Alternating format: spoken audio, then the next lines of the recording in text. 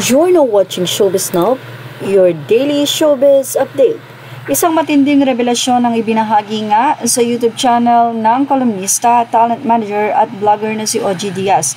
Ito'y matapos niyang i-revealed na mismong sa stop ni Bea Alonzo nanggaling na ang pelikula pala ni Bea Alonzo na 1521 ay sinagot ng nasabing aktres ang kanilang accommodation pati na rin ang kanyang costume.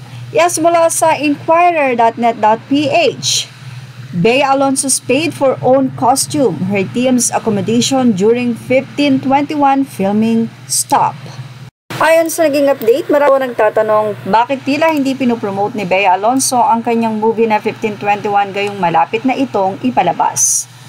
Ayon nga kay OG Diaz, a staff of Bea Alonzo disclosed to OG Diaz that the actress is apparently disinclined to promote her upcoming movie, 1521, due allegedly to disappointing experiences she had, including providing her own costume and paying for her team's hotel accommodation while filming the project in Palawan. Diaz pointed out in an earlier vlog how netizens were apparently asking why Alonzo has not been promoting her film despite its nearing release. Diaz further noted that there have been a speculation of misunderstanding between the actress and the film producer, United States-based Francis B. Lara Ho of Inspire Studios. Sabi dito, meron pong nag-react mula sa staff ni Bea Alonzo sa Team Bea. Ang sabi niya ay hindi raw makakalimutan ni Bea Alonzo ang 1521 dahil dito siya sa pelikulang ito nakaranas ng kakaiba na parang hindi niya naranasan sa ibang production outfit. Yan ang naging pagbabahagi ni OG Diaz.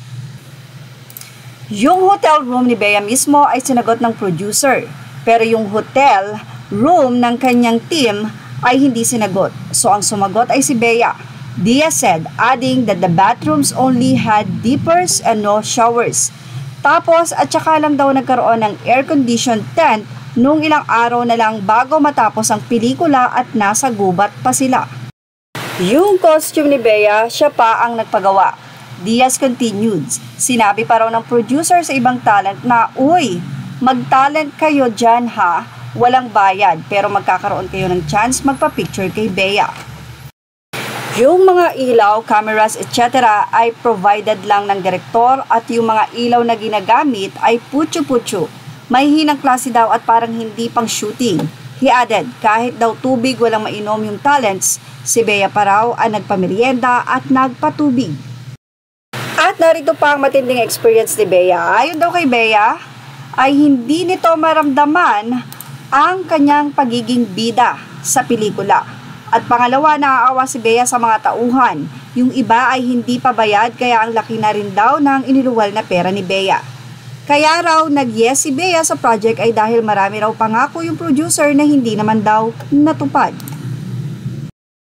Well, at least now, masasabi natin nakapuri-puri talaga ang actress na si Bea Alonzo dahil kahit naramdaman niya ang ganong treatment sa nasabing shooting ng pelikulang 1521, ay ipinagpatuloy pa rin niya ito bagkos pati ang mga kasamahan niya doon ay naging blessing si Bea Alonzo. O, diba?